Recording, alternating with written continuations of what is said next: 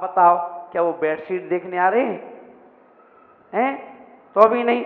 और फिर क्या कर दिया, झाड़ू पोंछा, बच्चों को भी आज नए कपड़े पहना दिए, ये पहनो आज तुम, चलो इधर आओ, गंदे मत करना, बाहर मत खेलना, ये कपड़े पहनो। और श्रीमान जी को भी निकाल के दे दिए, ये वाले पहन लो। वो कहते ठीक तो है, अरे नहीं जी पहनो आज। क्यों भाई? अब ये बताओ, श्रीमान जी के कपड़े देखने के लिए आ रहे हैं क्या? नहीं आ रहे। क्या देखने आ रहे हैं? है ना, लड़की को देखने आ रहे हैं।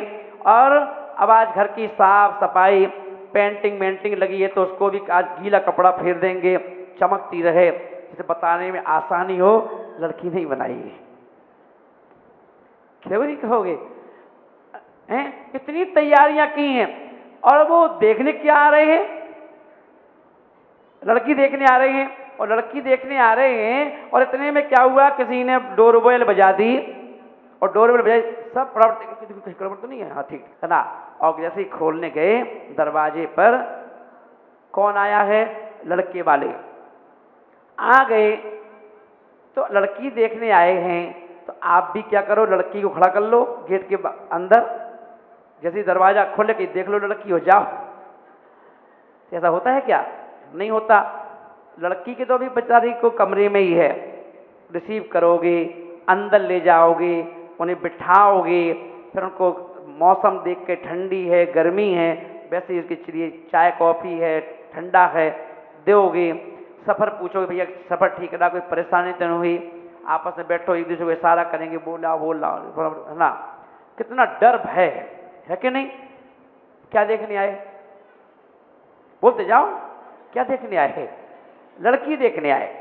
अब नाश्ता पानी हो गया, थोड़ी देर बातचीत में लगा करके रखा और फिर खाना का टाइम हो गया और का भोजन तैयार है। बस आप अभी तो नाश्ता किया था। अरे तो वो तो नाश्ता था, अब भोजन करो। क्योंकि ये सब क्यों किया जा रहा है कि वो लड़के वाले की इतनी खुशामद करो, इतनी खुशामद करो कि वो लड़की को देख के एक ही बार में डन करके जाए कि रिश्ता पक्का। इतनी खुशामद की जा रही है उनकी। खिलाया पिलाया, भोजन करवा दिया, आराम कर लो थोड़ा सा। ये नहीं कि खा पी लिया तो देख लो लड़की हो जाओ, अब क्या कहेंगे, थोड़ा आराम कर लो। फिर लस्सी वस्सी पिला दो, काजू माजू खिला दो। अब वो बेचारे जो देखने आता है वो भी खा खा के इतना परेशान हो गया। तब वो कहता है, भैया सुबह 8 बजे के आए हुए हैं, अब जिस काम से आए हैं वो काम तो हो जाए। किस काम से आए? लड़की देखने के लिए। अब लड़की दिखाने का नंबर अब आया और जैसे उनका लड़की दिखाने के लिए तो उन्होंने, श्रीमान जी ने पत्नी को इशारा किया, पत्नी ने अपनी छोटी लड़की को इशारा किया, बेटा स्वीटी को डुबा लो। अब वहां से स्वीटी को समझा दिया गया, पूरा सिखा पढ़ा दिया कि एक काम करना, चाय की ट्रे लाना, धीरे धीरे चलना, भागना मत, है ना। सब सिखा दिया कि नहीं सिखा दिया? आराम आराम से चलना और धीरे धीरे आना, चेहरे पे थोड़ी मुस्कुराहट रखना, है ना। अब वो बेचारी क्या कर रही, चाय लेके आ रही है, रोबोट की तरह चली आ रही है ना। इतने धीरे धीरे आओ कि तुम्हारे वहां से यहां तक आने में सब लोग अच्छे से चाल ढाल सब देख लें, है ना। नीति है कि नहीं? अब जाकर के अभी भी इतना करने के बाद भी क्या रिश्ता पक्का है? नहीं है। नहीं है ना, रिश्ता पक्का नहीं है। जरूरी नहीं है कि आपने इतना खिलाया पिलाया है तो रिश्ता पक्का करना पड़े, है ना। क्या हुआ, इतना सब करने के बाद भी लड़की दिखा दी और लड़की देखी उन्होंने और क्या कहा, देखो भैया ऐसा है। अब लड़की उनको जमी नहीं, तो जमी नहीं तो खाने पीने के बाद मना कैसे कर दें सीधे सीधे? तो क्या बोलेंगे, देखो ऐसा है, अपन को तो पसंद है, अब जिसको करना है वो एक बार और देख लेंगे आपस में, तो घर जाके बता देंगे, है ना। अब घर जाके बता दें तो दो समाज में जाओ, कोई कार्यक्रम नहीं करना है तो लोग क्या कहेंगे, मीटिंग कर लेंगे। तो समाज में मीटिंग और घर में जाकर घर जाके बताएंगे, या रिश्ता कैंसिल। अब रिश्ता अगर कैंसिल हो गया, कभी कभी तो कोई खबर ही नहीं करता, ना फोन करेगा कि रिश्ता करना है कि नहीं करना है, क्षमा के रह गए, 1 महीना निकल गया, कोई अपन क्या कहते हैं, कोई खबर ही नहीं आई, वहां से कोई खबर नहीं आई, तो इसका मतलब रिश्ता कैंसिल। तो अब ये बताओ, तुमने जो सुबह से लेके शाम तक खिलाया पिलाया था, उसमें 2000 4000 रुपये का जो खर्चा आया था, तो क्या बिल लेके पहुंचते हो उनके पास कि भैया तुमने रिश्ता पक्का नहीं किया है तो 4000 रुपये दे दो? नहीं मांगते ना, है ना। तो ऐसे ही आचार्यवन बोल रहे हैं कि जो क्रियाएं हैं, तो जैसे लड़की को दिखाने के पहले क्रियाएं जरूरी हैं, लड़की दिखे या ना दिखे, पसंद आए या ना आए, ऐसे ही आचार्यों ने कहा कि जो आपकी पूजा है, आपका अभिषेक है, आपकी जाप है, आपका स्वाध्याय है, आपका चिंतन है, आप कुछ भी कर रहे हो, ये सब क्रिया है लड़की को दिखाने के पहले के। और अब आप जितनी उत्साह पूर्वक क्रियाएं करते हो, जितनी उत्साह पूर्वक क्रियाएं करते हो, उतनी क्रियाओं के बाद, जैसे उन्होंने कहा था भैया क्या खिलाने पिलाने में लगे रहोगे, जिस काम से आए वो काम तो हो जाए। तो एक साधक भी भगवान से कहता है कि हे प्रभु, पूजा एक क्रिया हो गई, अभिषेक एक क्रिया हो गई, स्वाध्याय की क्रिया हो गई, है ना, जाप की क्रिया हो गई। अब जिस काम से आए हैं उस विदेही आत्मा को एक बार आप देख लो। किसको देख लो? उस आत्मा को। क्योंकि मेरा लक्ष्य मंदिर आने का नहीं है, मेरा लक्ष्य मंदिर के माध्यम से अपनी आत्मा का दर्श आपको करवाना है, जिससे आपकी कृपा दृष्टि इस आत्मा पर पड़ी रहे, और ये आत्मा बिगड़ ना जाए।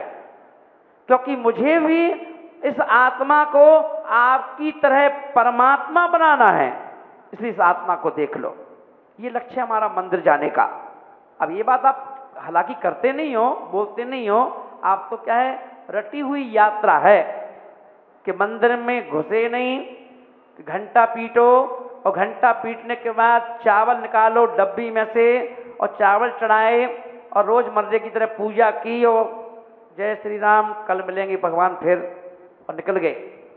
अब भगवान कहते ना तुमने अर्जी लगाई ना हमने सुनी, क्योंकि आप तो पूजा कर रहे थे, आपने कुछ कहा तो है नहीं। आप आओ दर्शन करके चले जाओ। कोई बोले महाराज जी हम 1 महीने से लगातार दर्शन करने आ रहे थे, आपने हमें सुनी नहीं। मैंने कहा तुम सुनाई कब तुमने? आप सुनाओगे तभी तो हमें पता चलेगा कि आप कुछ सुनाना चाहते हो। आप रोज आए, आपने दर्शन किया, हमने आशीर्वाद दिया, आप चले गए, काम खत्म, है ना। तो जितना आप करते गए उतना हम करते गए। आपने कहा कब कि मैं कुछ सुनाना चाहता हूँ, कुछ कहना चाहता हूँ, है ना। आचरण बोल के ध्यान रखना, ये सारी क्रियाएं हैं।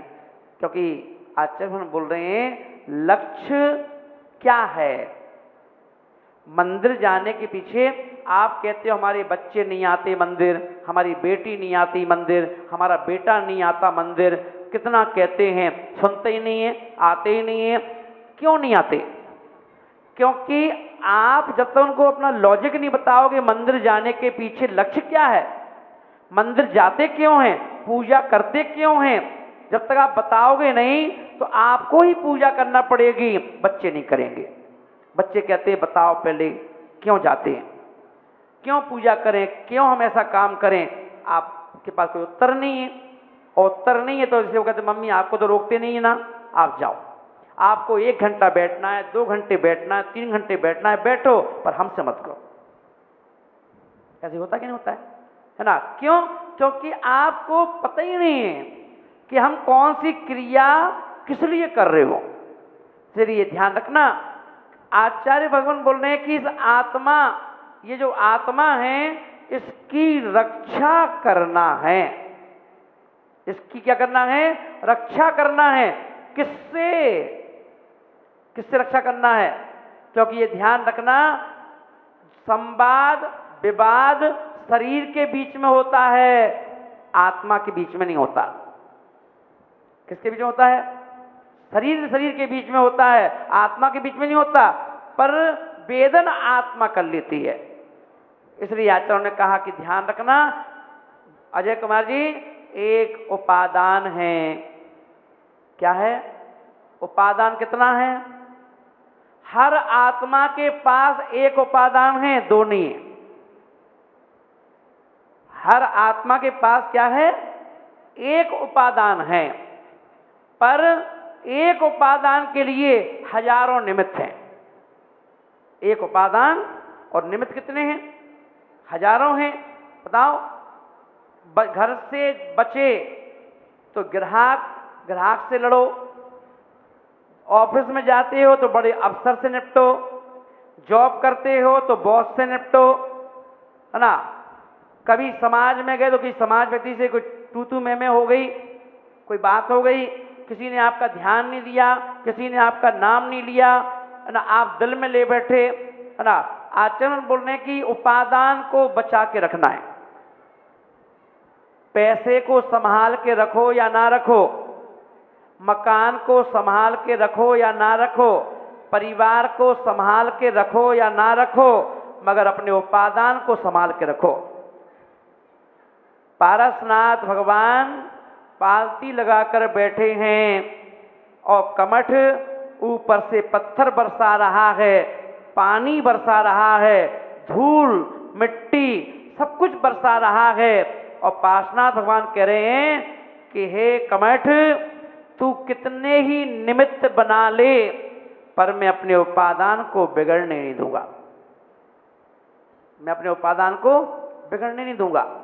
ये बताओ, सामने वाले ने तुम्हें गाली दी, अगर तुमने गाली को सुन लिया तो तुमने अपने उपादान की रक्षा कर ली। पर तुमने क्या किया? सामने वाले ने आपको गाली दी, 2 गाली उनने दी, 4 गाली दी, और आपने भी 2 गाली दे दी। उन्होंने 1 थप्पड़ मारा, आपने 2 मार दिए। दोनों में क्या अंतर है? दोनों में कोई अंतर है क्या? हैं? एक मुनिराज गंगा के घाट पर से निकल रहे थे और उन्होंने देखा नदी है, घाट है, ताजी ताजी हवा आ रही है, यहीं बैठ कर के ध्यान करता हूँ। बैठ गए। और वो घाट, तभी थोड़ी देर बाद एक गधे पर बहुत सारे कपड़े लेकर के एक धोबी आया कपड़े धोने के लिए। अब उसने कपड़े कुछ पहन नहीं रखे थे धोबी ने, खाली अपने तन को ढकने के लिए एक लुंगी, कहते लुंगी पहन रखी थी, बस, और कुछ नहीं था। अब वो पहन के आया, उसने देखा बाबा जी बैठे हैं, उसने निवेदन किया, बाबा जी ये घाट पे मुझे कपड़े धोना है, इसलिए एक काम करो, आप और कहीं बैठ जाओ। और बाबा जी थोड़े गर्म मिजाज के थे, बाबा भी गर्म मिजाज के हो सकते हैं, तो उन्होंने क्या किया, गर्म मिजाज के थे, उन्होंने कहा बताओ एक धोबी के कहने से मैं हटूं? और मैं नहीं हटता, मैं यहीं बैठ के ध्यान करूंगा। तो फिर बाबा जी दूसरा कोई घाट है ही नहीं है, मैं तो रोज कपड़े धोना पड़ते हैं, कपड़े धोना है ना। अब वो उस हल्का सा, जब बाबा को गुस्सा आया तो उस व्यक्ति को भी गुस्सा आ गया, और जब गुस्सा आया तो क्या हुआ कि बाबा से वो उसने हाथ पकड़ा बाबा का, बोला हटो यहाँ से और कहीं बैठो। तो देवता का सिंहासन हिल गया। देवताओं को पता चल गया कि किसी मुनि राज पर उपसर्ग होने वाला है, तो सौदर ने कहा जाओ उपसर्ग को दूर करके आओ। अब उपसर्ग को दूर करने के लिए चल पड़े देवता। किसका उपसर्ग दूर करने के लिए? जोर से बोलो, किसका? धोबी का? मुनिराज का। ये ध्यान रखना। अब मुनिराज का उपसर्ग दूर करने के लिए एक देवता रवाना हुआ। जब तक वो वहां पहुंचता, जब तक वहां की स्थिति चेंज हो गई। मुनिराज को क्रोध आ गया और मुनिराज खड़े हो गए। क्या है? क्या बात है? क्या तूने घाट खरीद लिया? क्या घाट पे तेरा कब्जा हो गया क्या? हम तो यहीं बैठ के ध्यान करेंगे। और कहा बाबा जी तुम जिद क्यों करते हो? कैसे बाबा जी हो, जिद कर रहे हो, है ना। और झूमा झटकी होने लगी, धक्का मुक्की होने लगी, और धक्का मुक्की में उस धोबी का जो लुंगी थी वो भी खुल गई और गिर पड़ी।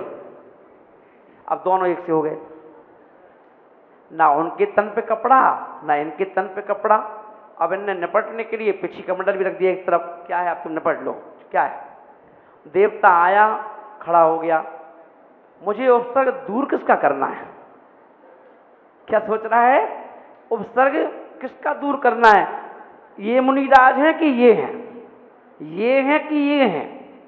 कि दोनों की क्रिया एक सी चल रही है, दोनों झूमा झटकी कर रहे हैं, वो उसको धक्का दे रहे हैं, वो उसको धक्का दे रहे हैं, पिछी कमंडल भी नहीं है, पिछी कमंडल अलग से रखी हुई है ना। देवता वापस लौट गया। सौदामिनी ने पूछा, उपसर्ग को दूर करके आए?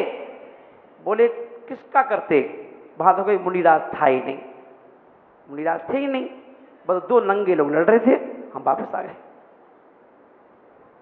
तो आचरण बोल रहे हैं कि ये ध्यान रखना, जब तक देवता आपकी कब सुनेंगे?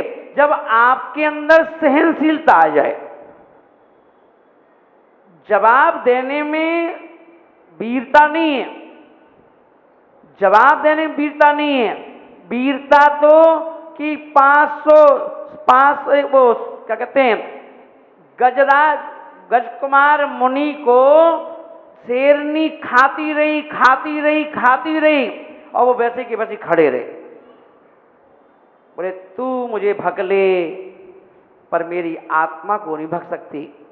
बोले हे श्यालनी, तू मुझे खा सकती है, मेरे शरीर को खा सकती है, मेरे शरीर को नोच सकती है, पर तू मेरे परिणामों को और मेरी आत्मा को नहीं नोच सकती। ना मैं तुझ पे क्रोध करूंगा, ना मैं विषाद करूंगा, मैं तो क्या करूंगा, अपनी आत्मा में लीन हो गया।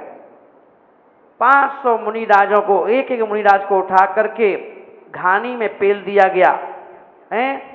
पर बताओ, ना वो चीखे, ना वो चिल्लाए, ना कोई ब्लेम लगाया, पिल गए, और पिल गए तो तिर गए, है ना। जैन दर्शन कह रहे हैं कि प्रतिकार नहीं करना है। प्रतिकार में यहां के 4 लोग खुश हो सकते हैं, पर आत्मा खुश नहीं हो सकती, उसका पतन होना है। इसलिए आचार्य ने कहा कि क्या करो, रक्षा करो। किसकी रक्षा करें? अपने उपादान की, अपने उपादान की रक्षा करो। तो इसलिए क्या हुआ, वो मुनि राज अपने उपादान की रक्षा में लग गए। निमित्त की मत करो। अभी अपन क्या करते हैं, उपादान को छोड़ देते हैं और निमित्त में लग जाते हैं। कौन है निमित्त? घर का एक एक फैमिली मेंबर जो है वो निमित्त है। फैमिली मेंबर क्या है? निमित्त है। कभी कभी सोचो कि अपने बेटे का निमित्त पा करके, छोटा बेटा था और कहा पापा पापा घोड़े पे बैठना है। बच्चा क्या बोल रहा है? पापा पापा घोड़े पे बैठना है। अब गुस्सा तो नहीं आया पिताजी को, घोड़ा कहां से लाएं?